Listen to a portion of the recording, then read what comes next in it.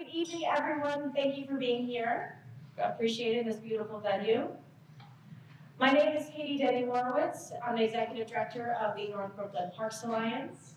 It's a true pleasure to welcome you here tonight. Thank you all for joining us. Before we get started, I want to send a special thanks to all of the team of the North Brooklyn Parks Alliance for putting this together. Carrie Whitkin in particular.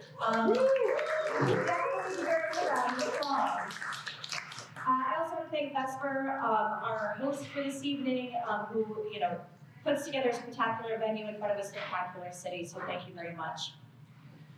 But now I want to start with a very simple question, and it's a question that we've been thinking about a lot lately, both in the North Brooklyn Parks Alliance and I would argue citywide, and that is, are we ready? Across New York City, our public spaces are being asked to do more than ever before. They are our parks, as we all know, in our city's backyard, but they are also economic engines. They drive up businesses and property values. More and more, they're hosting major cultural events, from the fall to the World Cup. They're supporting industries from film to production to live events. And these events are what we rely on to support the spaces at scale.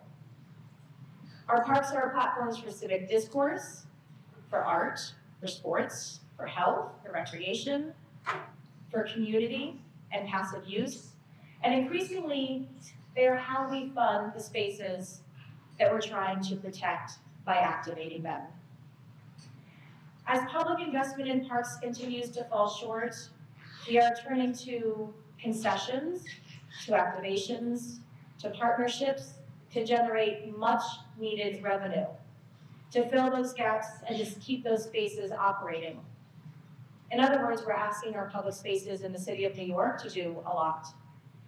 And the truth is, all of that use has an impact on the spaces. It has wear and tear, waste, it has strain on the infrastructure, it has pressure on park operations, and at the same time, we're operating in a different reality than even a decade ago. Our city is denser, it's becoming more dense. Our climate is changing. Demand for single-use goods is on the rise, while spaces to hold the waste are full, and the money to collect it all up is seemingly dry. We're having a necessary, rapidly evolving conversation around waste management. How are we going to handle it all? Especially our commercial waste. So again, the question is, are we ready for this particular moment?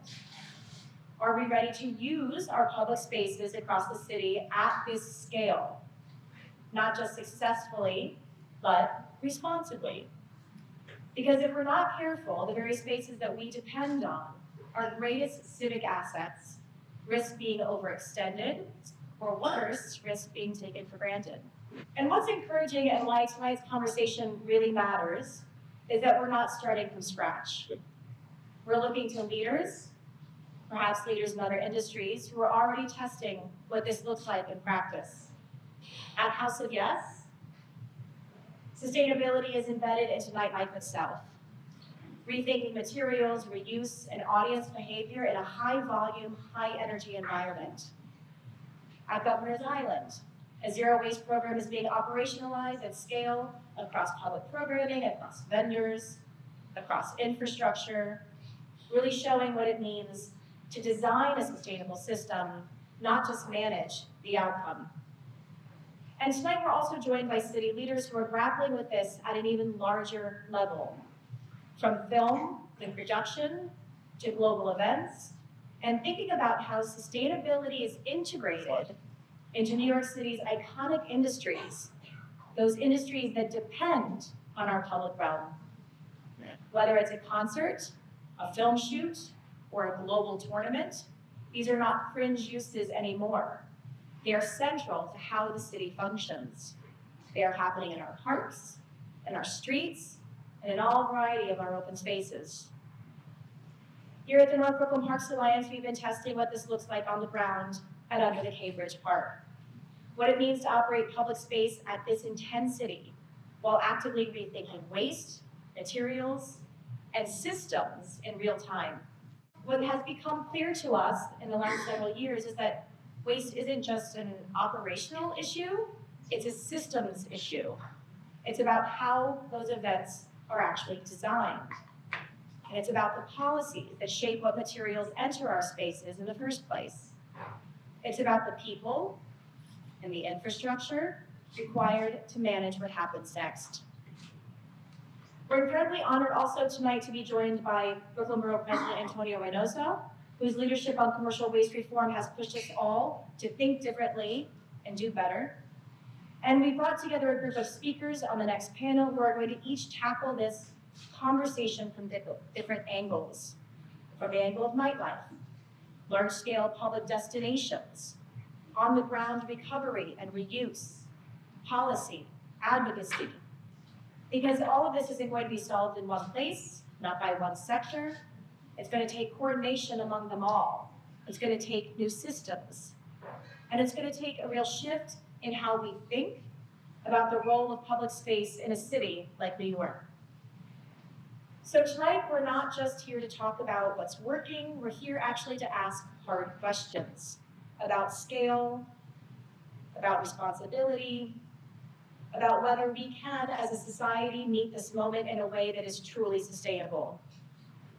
Our goal is not just to keep up with demand, it's to make sure that we activate and invest in these spaces that we love, the spaces that we're actually trying to protect. Because the truth is, whether we are ready or not, it's happening. The pressure is here, the uses are growing, and the demand is not slowing down. So the real question is not, are we ready? It's, are we willing to start thinking and acting responsibly right now? So we're going to dive into that conversation with our panels tonight. But before we do, I want to ground us in a real example of what that looks like in practice. Over the past year and a half at NBK Park, we've been building and testing a sustainability program in real time. As we scale our events, we're scaling the program, figuring out what it means to host such large-scale public programming while actively and intentionally reducing waste and rethinking systems on the ground. So join me for a few minutes and take a look at that program. The North Brooklyn Parks Alliance has a history in rethinking public space. Space in New York City is at a premium. So how we use what we have really matters. These L spaces, this amount of space underneath transportation, your subway, your bridge, your highway, this is a really exciting way to think about that kind of tertiary space. Under the Cambridge Park is a clear example of transforming an underutilized piece of infrastructure into a community hub that is an ecological lab for innovation, while also a nightlife destination and public park.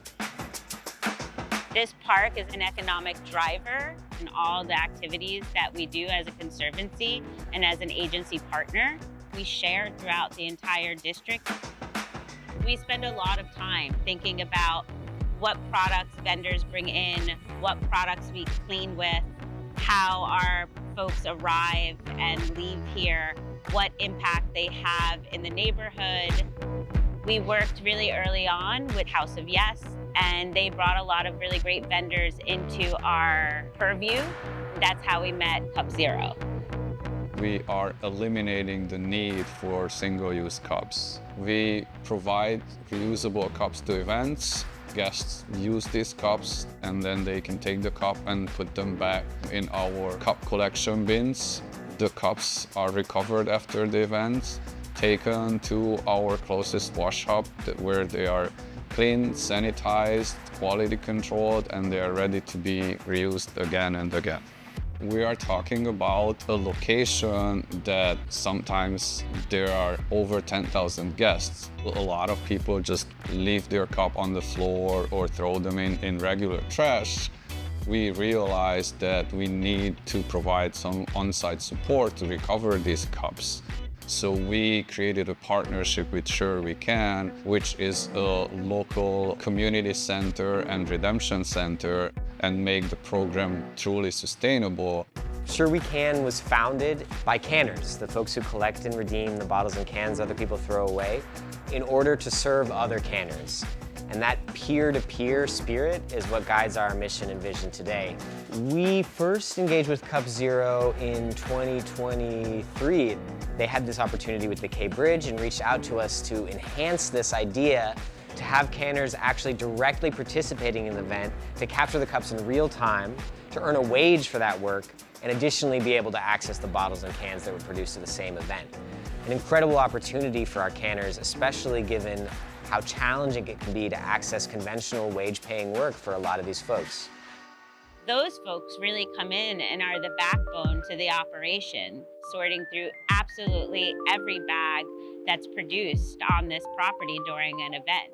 Basically, a bag of trash is going to come in to our sorting table. Our sorters are each going to have a bag. They're going to sort through it, finding each stream of waste that comes in. So we're looking for different types of plastics. That's like soft plastics as well as any bottles. We're also looking for cardboard, landfill, cans. We did a waste audit with Cup Zero and Sure We Can so that we could get visibility on all of our waste streams. From our total waste intake, we learned that 23% is glass, metal, plastic, and paper, which are recycled. 16% is beverage containers that are redeemed by the canners. 6% is reusable cups, which are washed and reused. And 4% is food waste, which will be separated for organics collection.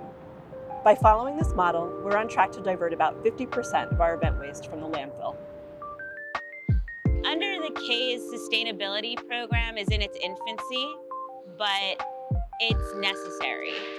And as a conservancy, we really have to be serious about that.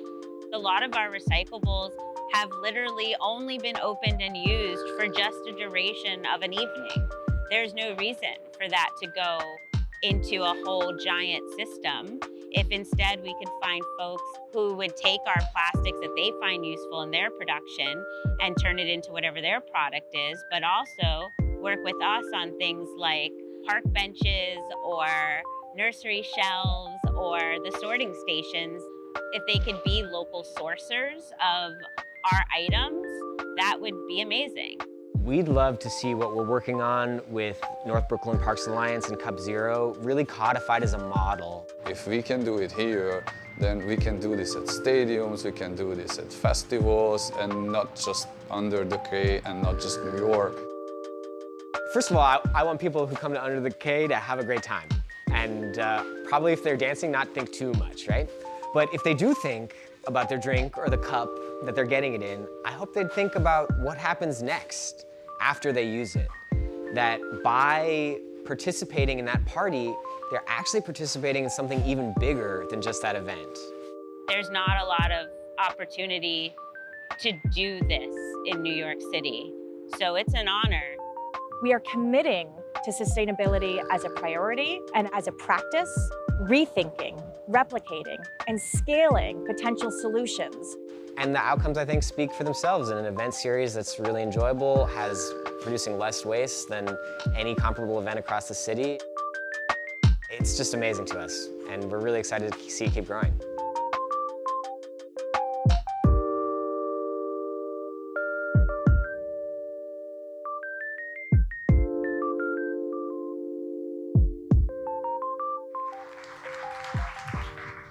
Thank you, Carrie and Diego, for putting that together. That was beautiful.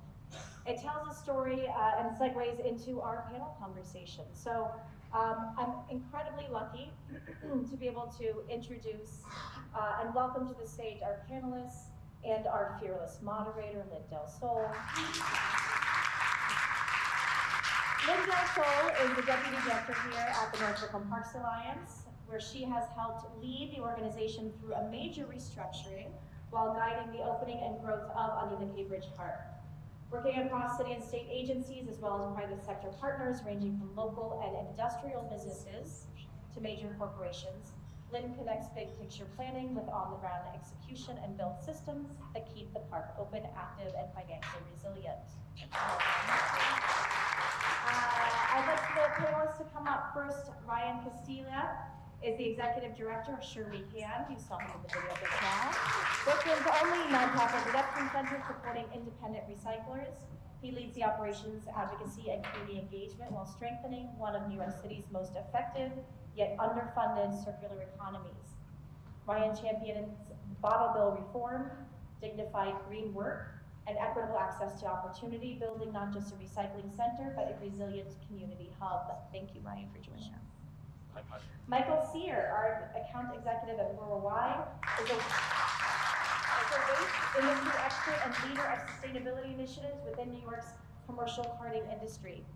Prior to his current role at Borough Y, Michael was the co-founder, along with Zoe Bendel, of Cup Zero, a nationally recognized reusable cup program designed to replace single-use beverage cups at large venues and events.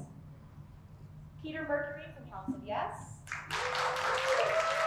is an aerialist, a dancer, and an event producer who blends performance art with environmental advocacy. A resident performer and eco-artist at House of Yes, they serve as programming director for Earth Love Fest, an annual eco-centric celebration of the Brooklyn nightlife scene. Peter is the spokesperson for House of Yes sustainability initiatives, inspiring climate action and partying for a purpose. Claire Newman is the president and CEO of the Trust for Governor's Island, where she leads strategic planning, operations, and development to advance the island as a public resource. As an urban planning professional, she has extensive experience driving economic development and managing large-scale public assets, focusing on sustainable development, climate-forward planning, and the management of dynamic public spaces. Carol Smolenski is an environmental advocate and a spokesperson for Beyond Plastics. She previously served for more than 2 decades as executive director of ECPAT USA, a leading nonprofit combating commercial human trafficking, where she helped elevate the issue nationally and internationally.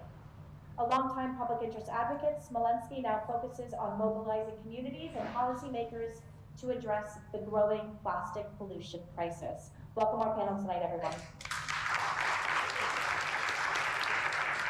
Hello, panelists, and thank you for joining me tonight, and thank you, Katie, for the introductions. Before we start with the panel, audience, you have a job. I'd like to point out that we have some staff in the audience. Teresa, if you could raise your hand.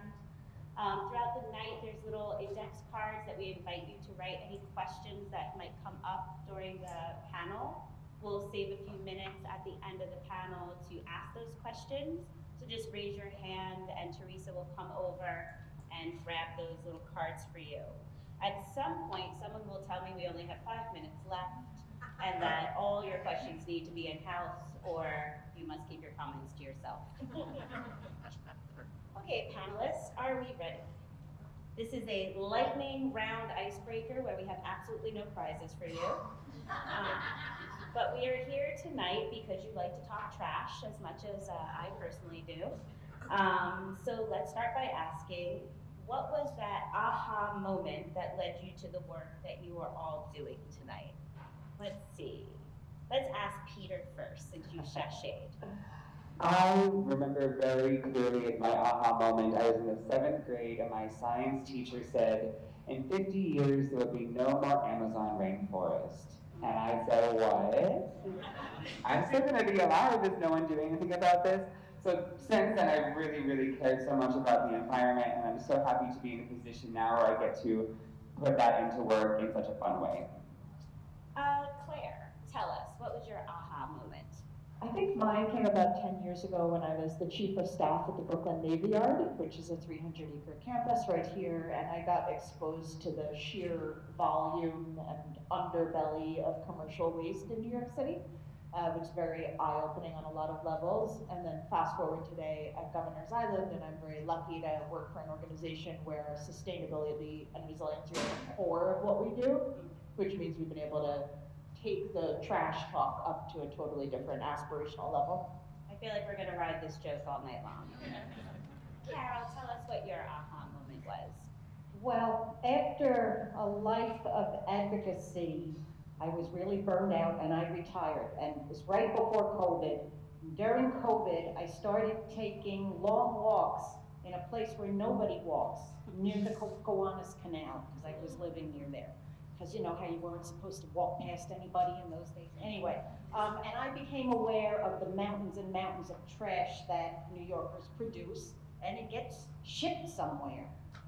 So I looked into it more, and then I learned about this organization called Beyond Plastics, and I fell in love, and here I am. Oh, Michael, tell us, what was your aha moment? It was on a waste audit at one of the skyscrapers in downtown Manhattan, and thinking about the hundreds and hundreds of bags that get produced every single day and get shipped out every single day, and thinking that teaching people how to recycle is harder than just trying to make less trash. Yeah, trash talking. Ryan, why don't you tell us what your aha moment was? Sure. My first job at Sure We Can was counting and sorting plastic water bottles, and primarily the water bottles that weren't in the major brands that were already collected. And through that experience, I became aware, not only that there were dozens, if not hundreds, of small, single-use plastic brands that I had never even heard of, but also that the result of that was there were, just in that one redemption center in one small part of Brooklyn, thousands and thousands and thousands of bottles moving through this tiny space every week. And I just started to think, like, extrapolate that to the whole city and then the whole country and the whole world. I mean, and it was a vision that I just couldn't unsee in my mind, and here we are. There are so many visions working in the waste world that I will not be able to unsee in my mind. But thank you all for sharing. That was really great. And I think what that brings up is really us talking about some solutions and challenges that we face in this arena. So Claire, let's start with you. While at Governor's Island, it totally looks different than under the K Park in like every single way, except the two sites do share a similar origin story. Both were isolated, they were underutilized, they're government-owned properties that had to be almost reimagined for public access from the ground up. So can you describe how sustainability figures into the overall master plan for Governor's Island? Totally, and the formerly government-owned, federally owned thing is very relevant. I always tell people that the Coast Guard left Governor's Island in 1996 and just literally dropped the key on the map and said to New York, good luck, and we've been sort of living with coming back from that ever since. But it has also created an extraordinary amount of opportunity because we were able, from our capital planning perspective and the design of the central park area on the island, to really start fresh and leapfrog in terms of the technology we could integrate into the park. And so the firm that won the design competition to put together the park was Dutch, and this was before Hurricane Sandy in the city, and leadership at the time had a real dedication to the issue of sustainability and wanting to create an environmental landmark in the harbor that could speak to the landmark of Lower Manhattan and the Statue of Liberty. And so the park design is really all about sustainability and resiliency, water management, and we've done really well in events like Sandy and Ida, biodiversity, and thinking about how New York will have to adapt as it gets warmer and warmer. So thousands of different types of plant species on the island, and the list goes on and on. So, you know, from the actual how do we build on the island, we really try to use absolutely best-in-class technology. The second thing, which is the thing that you know, I now get to think a lot about, is we have this little mini city we're running. We own everything on the island, and because we're the single nonprofit operator, we also get to set policies and really control the system. So when we sign a tenant, we're always talking at the beginning about the mission of sustainability. We are able to say, hey, you can't have single-use plastics here. If you're gonna use disposable servingware, it must be compostable. We can control how the waste processing works. And so we can think about that holistic system in a way that I think many places in New York can't do. They're one part of that system, and you can have the most impact when you're doing the whole thing. And then the third thing, that's a great. Earth Matters here, they're a composting partner. I feel like what we do in terms of composting on the island is probably the single most impactful thing we do vis-a-vis waste on the island, and part of that is because we're able to do the composting right. with the correct sorting, with the correct education, and then doing it all on the island where we can then put it back into the park. Yeah, that's amazing. One day under the K will grow up. We hope to be just like you. Peter, let's bring you in here. House of Yes is ahead of the curve in bringing sustainability practices to nightlife. So if you could tell us what drove House of Yes to make sustainability a priority when your sustainability program started, and what the venue is currently doing to divert its waste. Yeah, so we have been in our current location for 10 years, which is a long time for a nightclub. And we had the core tenets of our sustainability program in place since the get-go in this location. We have partnered with Cup Zero, a number of our off-site events, like under the K Bridge. But in-house, I mean, our main materials that we're putting out to our customer base are cups and straws, right? So it's very easy for us to have an in-house Cup Zero, essentially, our in-house system of reusable cups that we're reusing, and there's dishwashers that we're hiring, and for straws, we are using only paper straws. So this has been in place since the get-go, and our customer base really wants it. You know, this makes people feel like they're gonna have a good time going out at night and not have to worry about contributing negatively to waste or to the environment. But I hit everything under question. I feel like you did, Peter. Thank That's good. Claire, back to you. For the Zero Waste Island Initiative, you mentioned Earth Matters, and that was formally launched in 2017. So it's been running for like a decade. Can you tell us more details of like how the events and concession waste is reduced in this program? What are like the hurdles that you encountered or the lessons you learned as it matured? 10 years is a long time. And of course, I imagine there's always still challenges, so if you could speak to those. Yeah, so it's been definitely a journey over the 10 years. I mean, one thing is we now just literally require all of our events to compost with earth matter, period. And it took us maybe longer than it should have to get to that point because it's absolutely the best thing to do. Another which you sort of touched on is recycling and sorting is actually really hard. Like I've become the sort of weird person in my household that like I'll see my wife putting something and I'm like, that's not recyclable. I tell my husband constantly, same thing. And it's really hard to do right, even if you care and you're trying your best. And so the sorting element of things is I think an area where education and Earth Matter have really helped to do on-site work with the public and with event goers to help actually teach sorting properly. We've done a lot of work with signage on that front as well. And then, the last area where I think we've tried hard to innovate is on how we can get from the point you put something compostable in the garbage to the point where it is actually compost. That can take a very long time and can take a lot of physical space, which is New York's scarcest resource. And so how can we shorten up that time period and how can we shrink the footprint so that it's much more replicable in other areas, and I think it gives us a better chance of doing the right kind of composting if we can, we just bought a grinder, which is very inside baseball with composting, but it's all about shrinking that time frame and shrinking that footprint.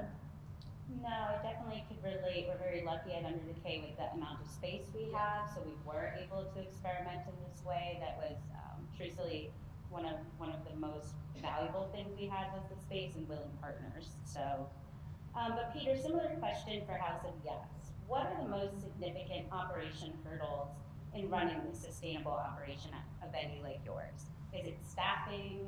Is it space constraints? It's a small nightclub that you have. Is it the public behavior? Do you find vendors are resistant? Or is it coordinating with the logistics of all the waste haulers? I mean, waste hauling logistics definitely plays a factor because once it leaves our building, once it gets in the trucks, it's out of our hands. Like you were saying, you could have full control over your system, and that's where you get the biggest impact.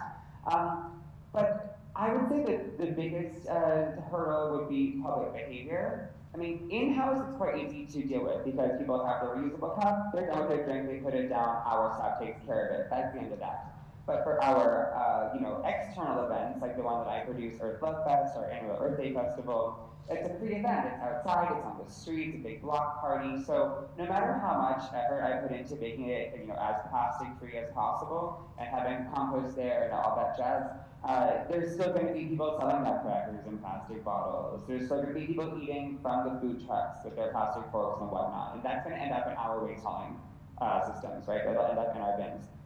So that's really the biggest hurdle that we face, I think. The random styrofoam. The random styrofoam. Where does it come from? Where does it go?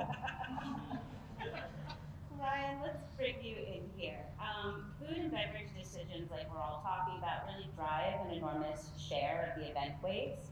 And early on in our own practice at Under the K, we've seen how beverage packaging has thrown a complete wrench into our own waste sorting program. And in New York, you could get 5 cents for a refund on a Coke can, but most people aren't aware that many popular canned beverages, like the hard seltzers or those terrible energy drinks everyone seems to love, are not always eligible for that refund. We ourselves, like us at Under the K, we weren't aware of that issue until the canners came back to us with bags of cans they couldn't redeem. Literally my worst nightmare, they were bringing the trash back to us. So if you can speak to the current loopholes in New York State's redemption policy and how they're undermining in a way that recycling and redemption centers like the ones you run at Shirley can. Yeah, absolutely. So I think one of the challenges is that some people aren't even aware of the deposit system, period. So if you're not, maybe this is a well-educated crowd, but if you're not, New York has a law that was created in 1982 that puts a 5-cent value on certain beverage containers that is paid by the consumer when they purchase it, and they get the value back if they bring the empty container back to where they bought it. Sometimes bringing the container back is inconvenient, so dedicated businesses called redemption centers also exist to accept all this material. So the biggest gap, I would say, is actually that 5-cent value hasn't changed in all that time, in over 40 years. So that fact alone is what creates the existence of the workers that our organization serves, the canners, who go out and collect what other people just discard, because that 5-cent value isn't enough to incentivize them to bring that container back. Additionally, as you mentioned, the system is pretty restrictive in terms of what it covers, largely because in 1982, a lot of these types of beverages weren't even conceived of. Those disgusting energy drinks. Exactly. And also, it was written in a strange way where it sort of positively defined certain beverages as included, rather than broadly saying all beverages except for certain particularities. So that's a really key thing, because right now the system only covers beer, soda, and still and sparkling water, which is just not an ever-diminishing percentage of our total single-use beverage intake. No, totally. Yeah, then bringing back bags was a frightening day that we quickly maneuvered and pivoted. But coming back to that bottle bill later in the conversation, but I did want to zero in briefly on that circular economy that's created by canners. They're so effective in extracting the value from our waste stream. And I just wonder, oftentimes they're not involved in the conversations on designing these systems. So if you could speak to what gets lost when the canners are excluded from sanitation or policy design.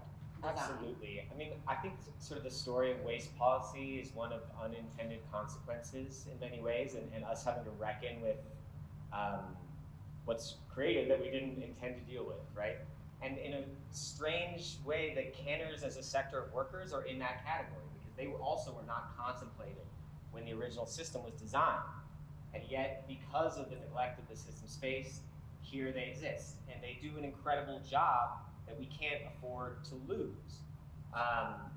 Because what's lost if canners aren't included or considered, for example, if the deposit system were to go away, it's actually the most effective and efficient recycling system we have for the type of material that it covers. About 80% of material that's redeemed through the bottle bill system will be turned into a new container. You compare that to the actual recycling rate of DSNY's system, which is under 20%, and it's just a drastic difference in efficacy. So if the system isn't nurtured, the recycling outcomes will be poorer. So that affects everybody. But also, the system's a really key and, in my view, honestly, beautiful mechanism for environmental justice.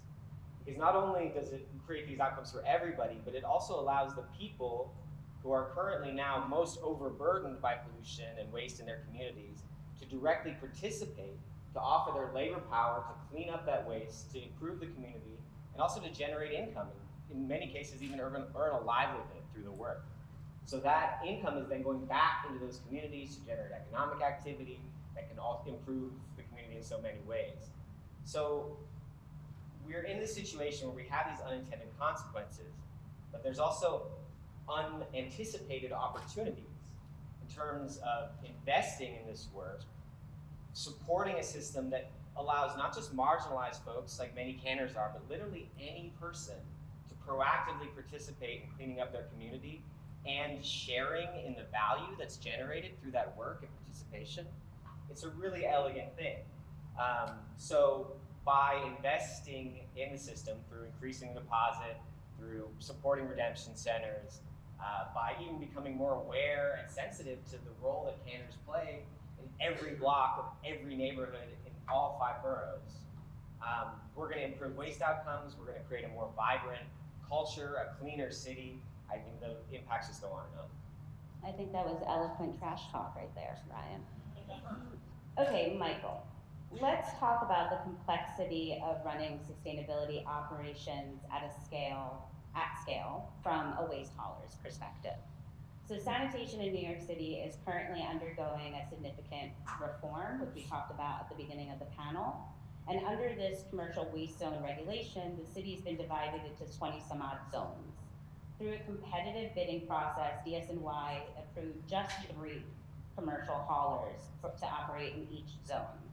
So additionally, each hauler must offer recycling and organic waste hauling at a lower price than landfill, which is fascinating and awesome. And they also must provide data to DSNY on the volume that their business is doing, which is a level of transparency into commercial waste industry that the city really never had before. So on the business side, most commercial businesses will be required to separate organic waste from landfill. And it's a mandate that I myself am not quite sure I have clarity on yet, but we're gonna roll it out. Our waste zone at Under the K, or Brooklyn North, hasn't fully rolled out yet, but we'll be piloting this season. So we've gotten ahead of this project and how we ended up working with borough-wide. So from where you sit, how has this regulation, this new regulation, impacted commercial businesses you serve? Are their commercial clients overall ready to opt into the recycling and the organic waste collection that borough-wide offers? If not, what's the readiness gap? Is it awareness? I'm sure it's always cost. Is it operational difficulties? Is it the enforcement? Like I asked Peter earlier, what are the pain points here that you're facing? Yeah, totally. In general, no one has any idea that this is happening. At best, they're getting a letter 2 weeks before they have to switch vendors. Oh, fantastic. Really what I'm feeling boots on the ground is a big shuffle around of people needing to switch companies overnight. Their account is being sold 3 times in the period of 6 months. And what I hear from them is, oh, what's the city gonna do now? Or what other hoops are they gonna make me jump through? So that's the overwhelming response I get from business owners trying to comply with this thing. I will say light recycling has been happening for 5 or 6 years. Are they willing to jump in and do more? Not necessarily, unless it makes a clear operational or financial case to their business. And a 5% overall waste reduction bill doesn't necessarily move the needle. But if I can make the case to maybe reduce some waste, reduce their bill 30%, then we can actually start talking. I feel like we're centered around this 5 cents, and 5% is not enough, guys. So that is really interesting, and I think we'll talk a bit about the business case for sustainability, because that is what drives a lot of our decisions, I think, no matter what sector you're in. So Peter, back to you about the sustainability programs that are often framed as like moral responsibility, but is there a case for like a business case for doing the things right? Like, has House of Yes seen cost savings, or have they seen other value in like new sponsorship or increased brand value? You know, do you attract a different kind of artist or a wider audience as a result of your sustainability efforts? Yeah, absolutely. So, I mean, off the bat, it's really hard to qualitatively define some of these like things, but you know, we are saving money in some ways, and then we're spending that money in other ways, right? So like, for example, paper straws cost more than plastic straws, but like at the scale we're working at, it's so negligible.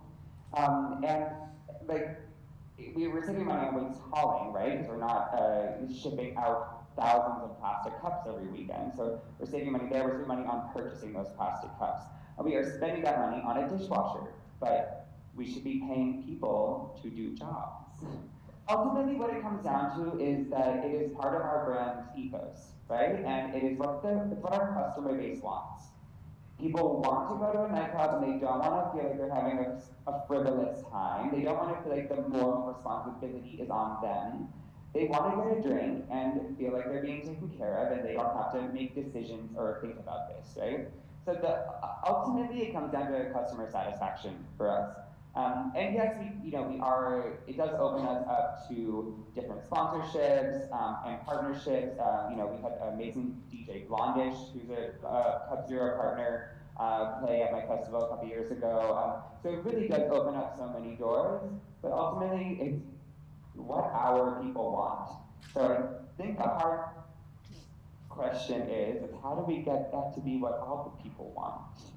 How do we get all the people to want something, Peter? Okay. Next week's panel.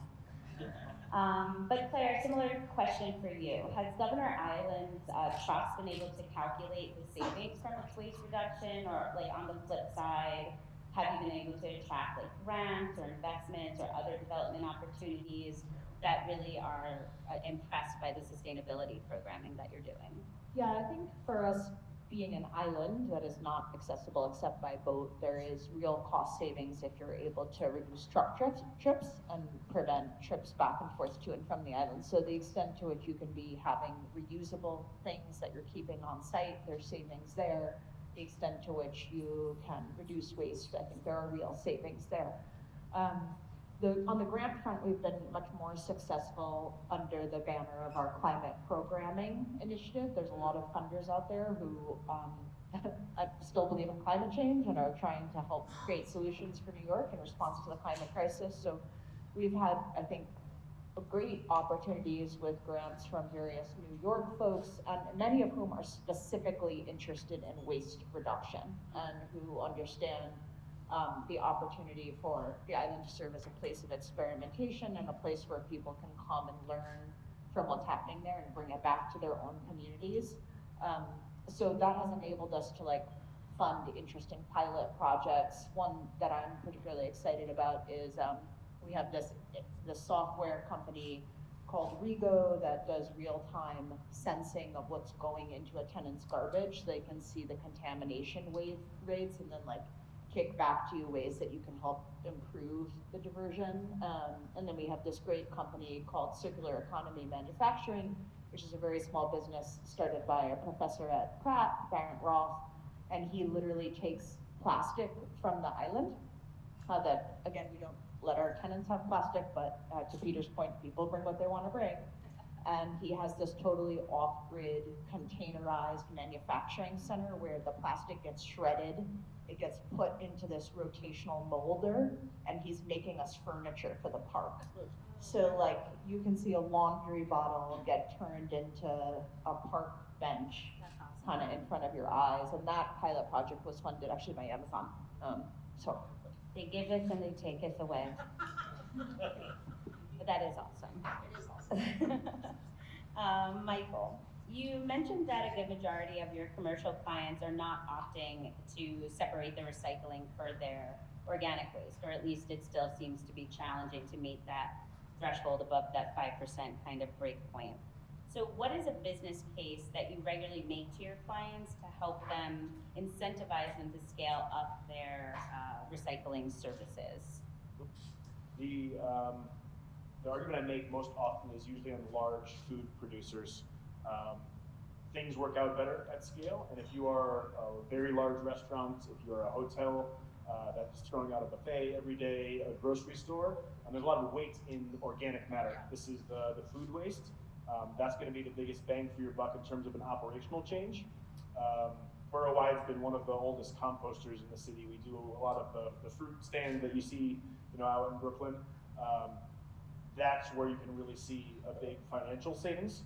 And again, this is taking the largest weight percentage base of their waste output and then trying to reduce that at a lower unit price to cart it away. That's really what I see. Every little change I kind of propose usually comes back with but then I'm going to have to hire X person to do this, or my guy doesn't want to work 9 hours, he only wants to work 8 hours. So it's an ongoing kind of process. But ultimately money does talk, and that's kind of what a lot of the business owners are thinking about. Yeah, I mean, it does make sense. It's I always talk to my partners about, at first it may cost more, but eventually when we get this pilot going, the cost savings should be there. That's just good governance always, no matter what you're working on. And if I can pitch like an operational change, like let's say I was talking to a different nightclub and I said, hey, if you wanted to wash your own cups or use Cup Zero, like that's an extra dumpster a week that we're not picking up.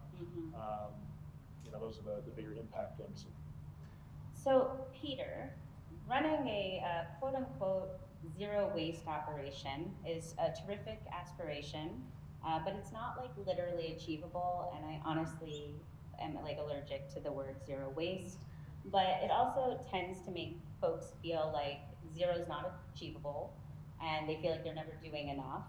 And I wonder, does House of Yes feel like it's currently doing enough to reduce waste? And if not, is there space in your operations, like capacity or budget, to take on more, or do you feel like you're if the right solution presented itself? Yeah, so another one of the little hurdles to making an operation be not truly zero waste is food safety logistics, right? Like as much as we might not use any plastic in many ways, we still have to use saran wrap to cover the nozzles of the drink fountains and stuff like that, right? So it's never going to be perfectly perfect, but that's okay. We have to move on from the idealism of perfection. That's not going to get us anywhere with our environmental goals, unfortunately. But we do feel like we are doing just about as much as we can, given that our main materials that we're putting out are cups and straws, right? So that's a pretty small amount of things, right, that compared to a lot of other businesses. I do have an example, though, of how decisions and culture kind of ripple out. So another one of our things that, of course, that we don't use plastic water bottles, right? We sell water at the bar in cans, like Liquid Death or Holy Water, these types of brands. So we've had partnerships with these brands for many years, and one of our big off-site events that we do every year is Bonnaroo Music Festival in Tennessee. It's like an 80 to 100,000 person music festival. It happens every June, and we've been there for 8 years. And I remember a number of years ago, we'd be backstage, it's 103 degrees, and we're all dancing on stage and we're sweating. They're providing us with water, and they're providing us with water in these big, huge plastic water bottles. And then you put your water bottle down, you don't know whose water bottle it is, and you get a new one. And it was a sea of water bottles. And you'd leave a set, the major headliner set, and everyone would clear the field, and there'd be 10,000 water bottles on the ground. It was insane. And we had such a problem with it. On the grand scale and on our microcosm scale, that we said we are sick of this. We made such a stink about it. We bought our own pallet of Liquid Death canned water and kept fighting them about it and saying, you need to provide us with reusable water, something. The next year, the entire festival was Liquid Death canned water. And you leave a set and you didn't see a damn water bottle anywhere. Especially when it's open, you remember to take it with you, So that's a good example for me about how our decisions and how we fight for what we want in the world really does ripple out. And that's what I'm thinking now about how we can change things in our internal experience, right? So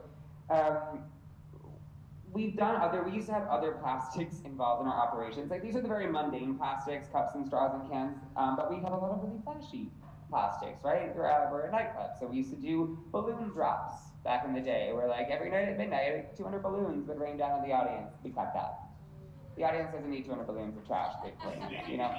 We used to do glitter baths, when we'd be in a bathtub, practically naked, pouring glitter on themselves. We cut that. I do miss the glitter bath. It's too bad.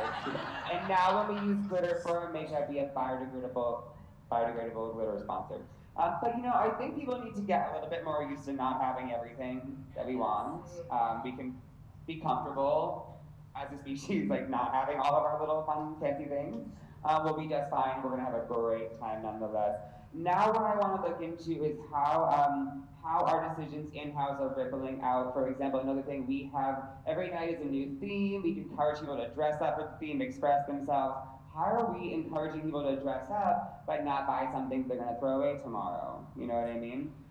So this is a question I'm still asking in the work, but I just like to think about not only how do we get rid of plastics, but how do our decisions ripple out through the culture? That's really a great point, and I like that you're like broadening the scope of how you're thinking about from start to finish all the places in which you're kind of adding new items into the stream of what's inevitably or seemingly waste.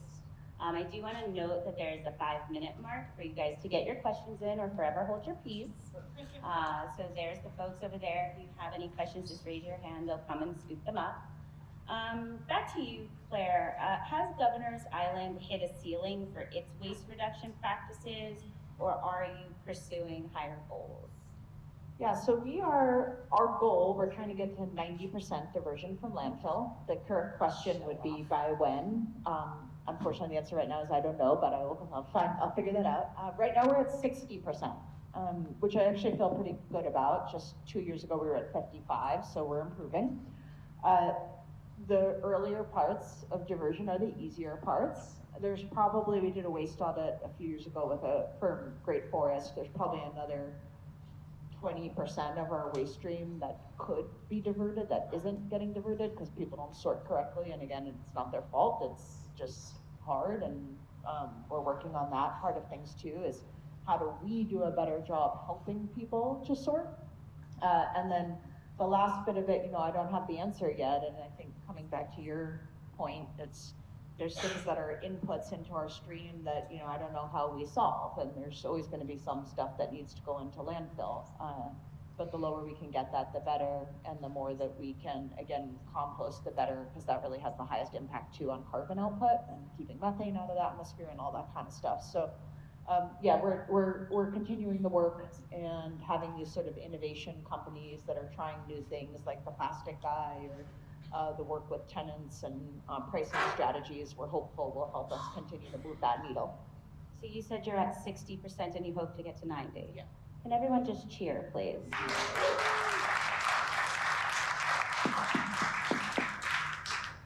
She's a bit of a show-off. Michael, from the city's zero waste mandates, they're extremely ambitious. And I'm interested in the feasibility of one of them from your perspective. So one of the new mandates require all events of 500 attendees or more, including those public spaces, to separate organic waste, so any food kind of products.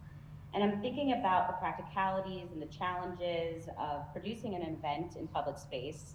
Does the commercial carting industry have the flexibility to meet event producers where they are, particularly those in parks or temporary or seasonal event spaces where often they need specific bins, there's very restrictive hours for pickup, they need different kinds of timing, those kinds of things. How might a collaboration or being more collaborative with DSNY, with the waste haulers, what amount of it will make it achievable to meet these new regulations?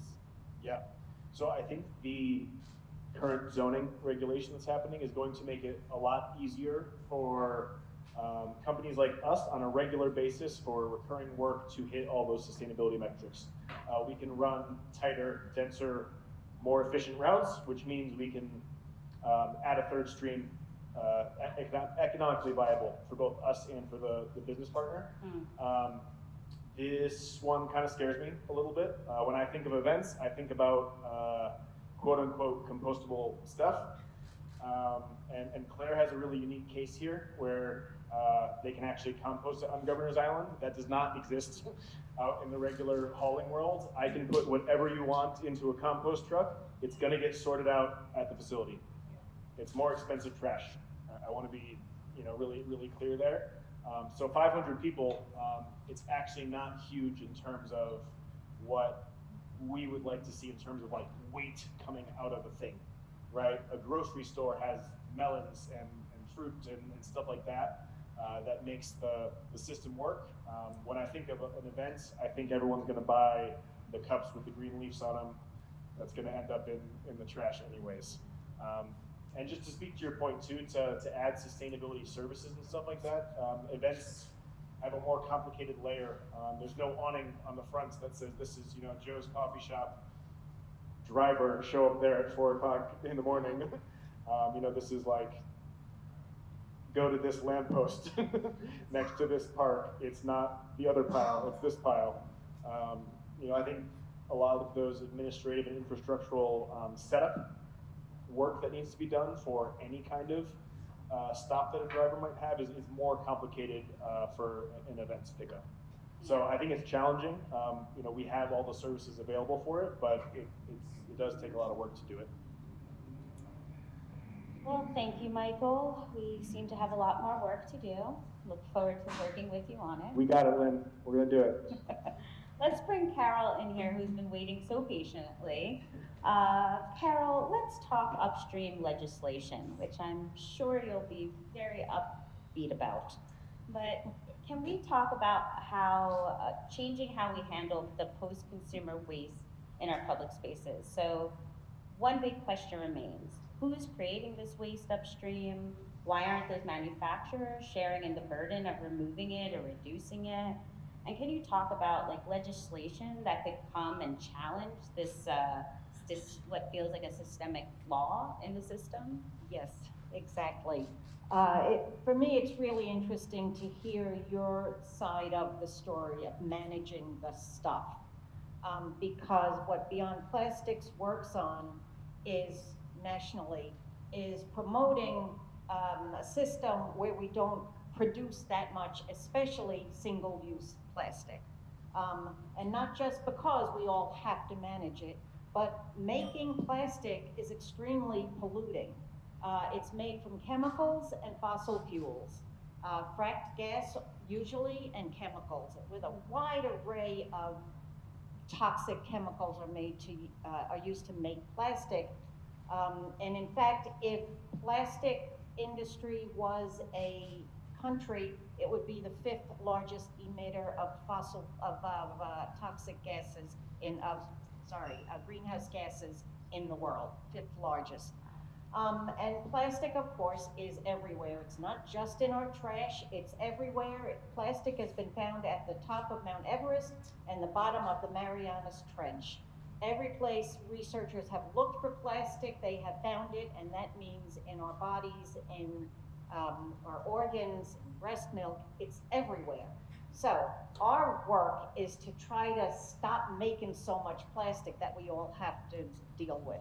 And these laws that are called extended producer responsibility laws are one of the ways that we're working on doing that. EPR laws are really about making the companies that are making all this plastic and then giving it to us, they're making a profit, they're doing great, and they say, you now deal with it. That's your problem. And they keep trying to tell us we have to do better at recycling. Okay, so extended producer responsibility laws are to make them take some responsibility for this. And in New York, we have been promoting a bill called the Packaging Reduction and Recycling Infrastructure Act. I'm sorry to say, but it's got an acronym. Very rememberable. It's got an acronym, it's PREA. And it would require packaging companies to use 25% less plastic in their packaging by 12 years from now. Not that heavy of a lift. And it would also require plastic companies to use 17 take out 17 of the most toxic chemicals like cadmium, lead, and formaldehyde that are currently used in making plastic. So that's the big project we have going on right now. I'll just talk about its status because we need your help to pass this bill. Yeah, what stands in the way? What's an obstacle you're facing in getting this legislation through? It's been passed by the state senate 2 years in a row, and for 2 years in a row, the state assembly has not brought it up for a vote.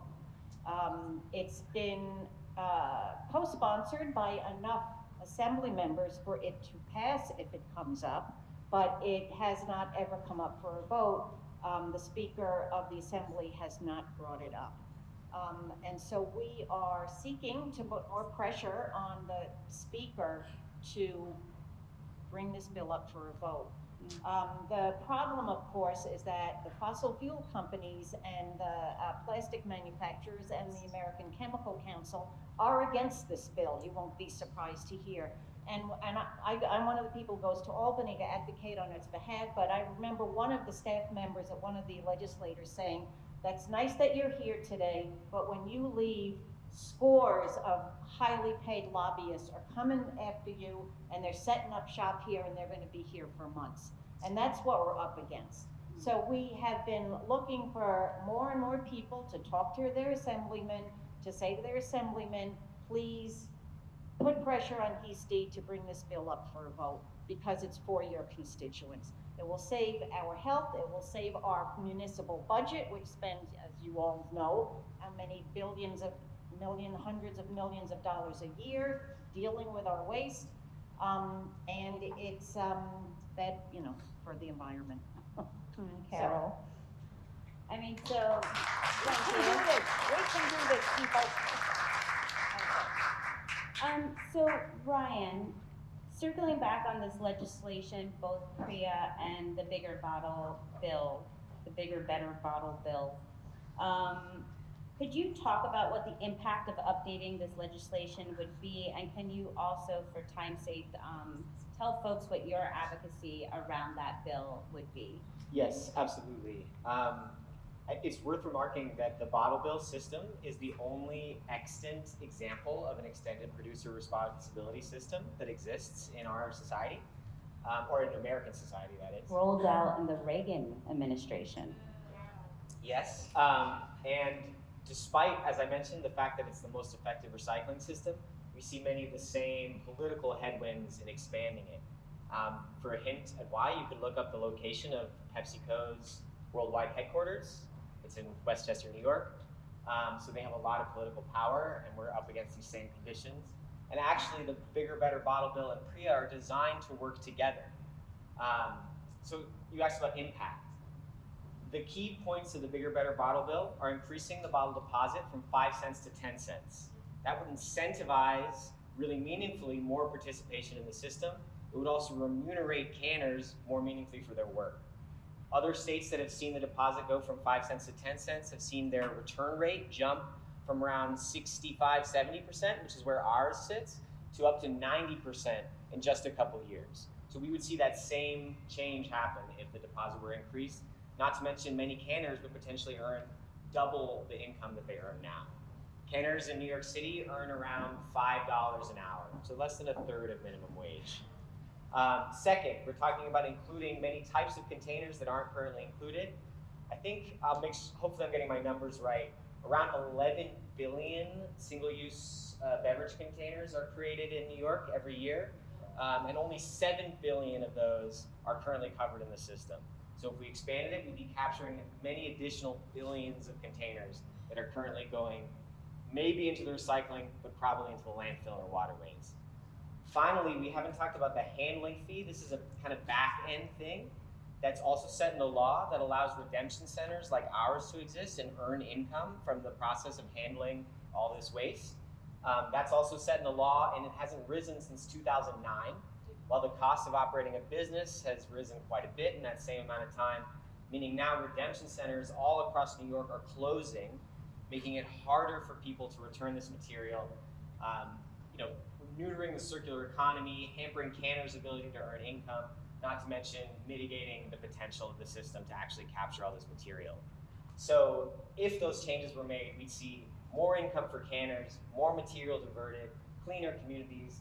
In fact, this all actually generates revenue for the state that would also increase. I mean, benefit after benefit after benefit for the state, for communities, for all of us. And the only people who stand to lose are the PepsiCos, the Coca-Colas of the world, who again are pouring millions of dollars into this effort to stop these initiatives happening, only so that they can continue polluting with impunity. What can you do about it? So yes, Carl Hastie, Speaker of the Assembly, call him, tell him that this matters and he needs to take action. The Bigger, Better Bottle Bill needs to pass, PREA needs to pass. Call Andrea Stewart-Cousins, also of Westchester, New York, who is the majority leader in the Senate. Tell her this matters, it needs to happen. Both of these bills need to pass. Call the governor's office. If you can't do any of that, call your local officials and tell them you care and you want them to stand up and talk to their leaders and drive this forward, because it's long, long, long past time for these changes to happen. Preach.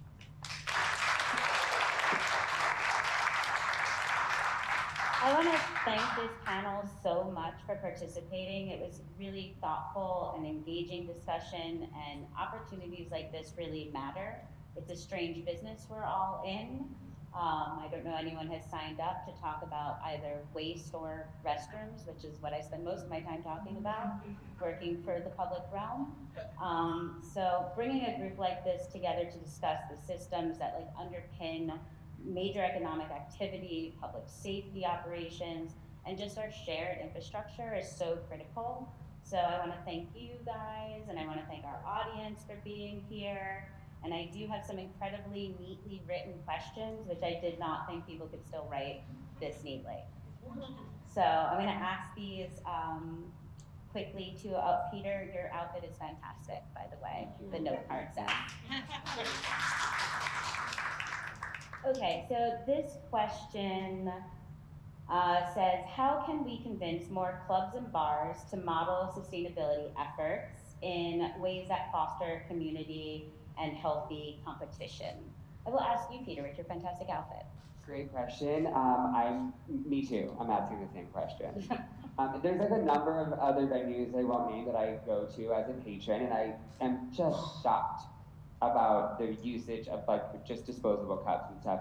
And I really am what's gonna take to get this? Because education and ultimately legislation, I think it ultimately has to be legislation. Yes. But I guess in the club land of it all, I'm gonna say make it cool. Yeah, I think we need to make it hip, it needs to be, yeah, there has to be some, I think it has to infiltrate the psyche of the average club goer so that people are not, when they show up to a bar, they're why would you give me this plastic cup? Why would you give me this disposable? If you're not cool, I'm leaving. I'm hearing shame. I hear shame. I hear shame.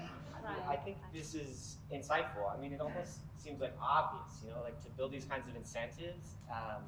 That's how the deposit system works. Germany has the highest deposit value in the world, and I think 98% return rate for that material. It's amazing. It can happen even here in the United States. Michigan started its deposit system with a 10-cent deposit in the late 70s, which was quite high. And up until COVID, they had a 90+% return rate. And that's even without having canners, because people just grew up for decades participating. Oh, it's just what I do. I've done it since I was a kid. It's nice, I get my money back.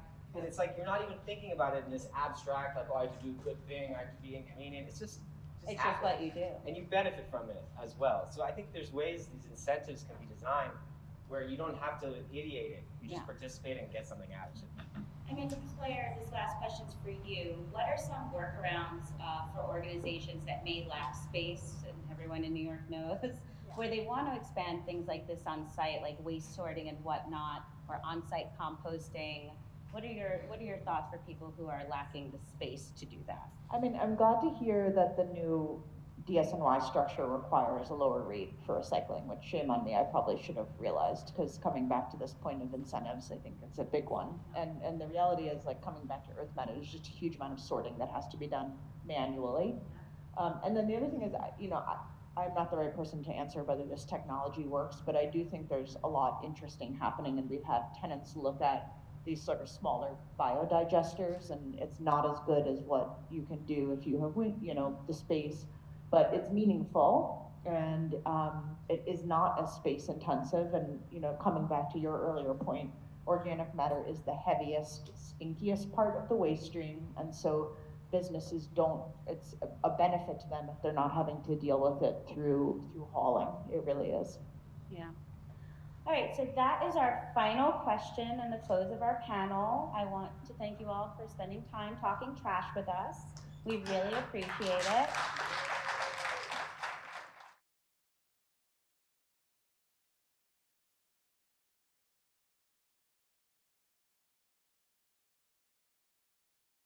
The last panel was really the producers and folks on the ground who were looking at these programs and the operations of these programs, the logistical challenges of these programs. And you all, we wanted to focus this conversation on a very different lens, on sort of the infrastructure. Raphael, you have experience with legislation and now as an agency head. With you, Michelle, at Sanitation Foundation, which is a nonprofit that's adjacent to, the partner to the Department of Sanitation. And so with that lens, I want to start with you, Commissioner, and talk about one of the industries that I mentioned early on.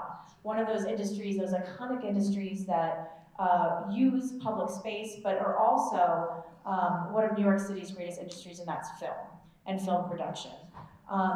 A lot of us might go across the streets and you might see these productions happen, and there's a lot of setup, there's a lot of breakdown, there's a lot of food production. And so, from the MOAN perspective, MOAN, that's the Mayor's Office of Media and Entertainment, how do you work with the industry to try to reduce waste in those productions?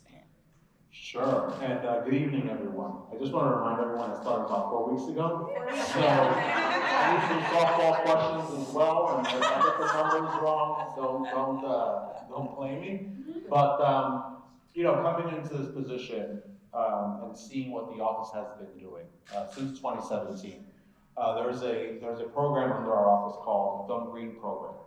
And Film Green, what they do is try to approach productions early on, before they start setting up, when they come into our office trying to get our permits, and educate them on steps they can take to make their productions greener, right? We've also funded 2 positions with the Material for the Arts, MFTA. So there are 2 positions there that are specifically assigned from our office to work with productions in New York City to ensure that whatever they're putting up, whether it be their furniture or dressings, wardrobes, that they have a connection with MFTA to be able to pick up those items and be able to recycle those items. Since then, I think just last year alone, they collected over 3 million pounds of furniture that's worth over $7 million, right? And that is being donated back to organizations, nonprofits that are focused towards artists, so they can be able to access those materials and support the nonprofits of our cities. So that's one example of how we try to create this cyclical kind of ecosystem to help production with recycling, but there's more that can be done, right? And I think we have to look at the single-use plastic problem, the single-use waste problem, and those are things I'm really excited to be looking at, right, as I start as commissioner. I love MFTA, Materials for the Arts. I used to work at Cultural Affairs, so I love it not only because of the reduction and the partnerships and the circularity of it all, but also because it's this intermediary between multiple agencies, between Cultural Affairs, between the Department of Sanitation and the nonprofit sector. So, Michelle, with that, can you talk a little bit about how the Sanitation Foundation partners and works with DSNY, the Department of Sanitation, and what role you might see, either the foundation or sanitation, the department, in some of the challenges that we heard about earlier in terms of live events or productions. Cool. Hi, everyone. It's helpful to kind of frame the work that we do at the Sanitation Foundation by just kind of quickly talking about the scale of DSNY. They're the biggest sanitation department in the world. We have almost 9 million residents in New York City. We have over 62 million visitors a year, and they do a lot. And there's a lot of waste that's being produced in this city, and kind of where we come in is just folks understanding that DSNY can't do this work alone. So that's where the foundation really comes in, and we work across all 5 boroughs to engage New Yorkers and really create like an entry point for people to care about the waste that they're producing and be better stewards and get involved. And just to kind of talk about how it all fits in. I think for us, like, it's not just one touch point. Like, we are trying to bring people through a pipeline, and you know, the way that we kind of frame it out is we want to engage people, and that's really the education and the awareness and kind of like building this foundation of knowledge of what's going on, why is this important, how do these systems, these complex systems work. And then we're trying to activate people. We are trying to take that knowledge that they have and then excite them, inspire them, create kind of a funnel to actually get involved and roll up their sleeves and get their hands dirty. And for us, at least for the past several years, that's kind of been getting folks involved in community cleanup events and just civic engagement in general. And then we really can't have a sustainable, clean city if we're not sustaining this work. So, you know, it's really fun and empowering, and we see a lot of like city pride when people show up to cleanup events, but like the reality is we are not going to get where we need to get by one neighborhood cleanup once a year. We need people to continue to do this work and want to invest in it. And so we're really trying to sustain their involvement and engagement. And that's through long-term stewardship opportunities, really investing in communities, and we try as much as possible to be a resource, provide training, provide tools for people to continue this work on their own and spread that throughout their communities. What's so interesting is that, you know, this idea of picking up trash has become such like a social moment, and you know, are they still here? We've got some representatives from our local trash clubs here tonight. If you don't get grants from Sanitation Foundation, I'll introduce you afterwards. I'm just kidding. But you know, the idea of this, like, you know, this volunteer stewardship, it very much reflects a lot of the horticultural stewardship that we see as a Parks Conservancy, a Parks organization. And I love the work that sanitation and the cultivation of that spirit through the support that you provide to this grassroots movement, in part because if you listen to the first panel, a lot of it was about labor going into it. You have a lot of manpower, you have a lot of operations logistics. Sometimes that means a lot of money. And so I wanted to talk a little bit about barriers to the sustainability program. We didn't get to ask it, we ran out of time, but one of the questions that came up, and Michelle, I don't know if you might be able to answer this, but it was about space. If you are in you know, at Under the Cambridge Park, we have a fair amount of space to be able to do some of the back-end operations, because you need space. You need space, you need labor, you need money, you need partners. Can you think of any workarounds if you don't have space and you don't have money, to be able to try to aspire to a sustainable event? Yeah, I mean, I feel like this is maybe silly and obvious, but it falls falls into the education bucket of like signage. And I think there's an organization called Think Zero, and they do waste audits. They also have like ambassadors that can come to offices that kind of like help funnel people to the right places for where they're supposed to put their materials. So just really kind of helping people understand how, why it's not totally fitting into the space question, but I'm just thinking about, you know, we work with schools, for example, that can do like perfect bin setup, like perfect signage, and unless you're educating people on the why and the how, it's still not always ending up in the right place. Kind of, I don't know, does that answer? Yeah, of course. No, that's a good segue into my next question for the commissioner.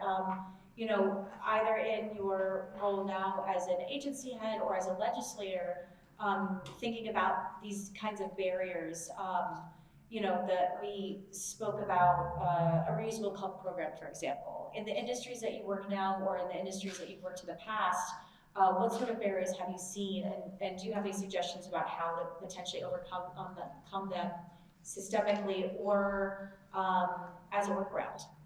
Yeah, I mean, it's a few things, right? It's education, it's infrastructure, and it's funding, right?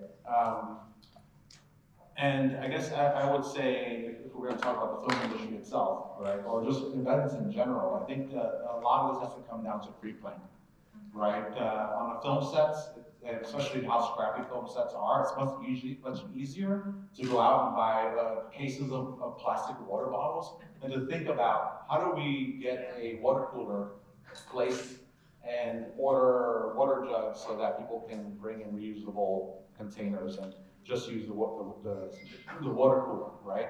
So it's catching these folks early, educating them, which is what we're doing in our office currently.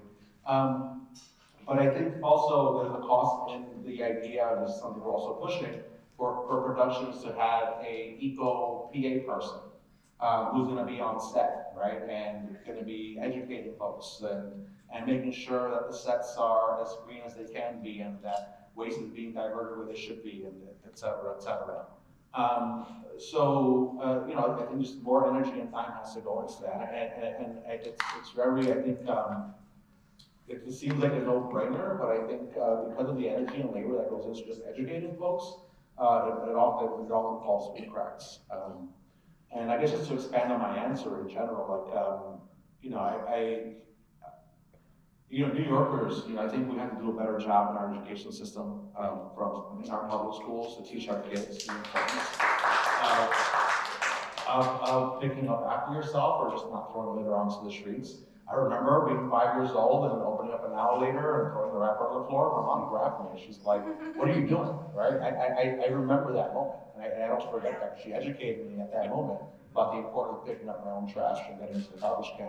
And you know, we can spend a lot of money and to get the DSNY to go out and do cleanups and do all of this stuff, but if New Yorkers don't understand the role they play as individuals, I think that we're going to continue having this problem, right? I come home every single day, and there's always some sort of wrapper or fast food wrapper or bag on the floor. And there are times I walk in, I'm tired from work, and I'm like, you know what? I'm too tired to pick that up. I'm gonna go in.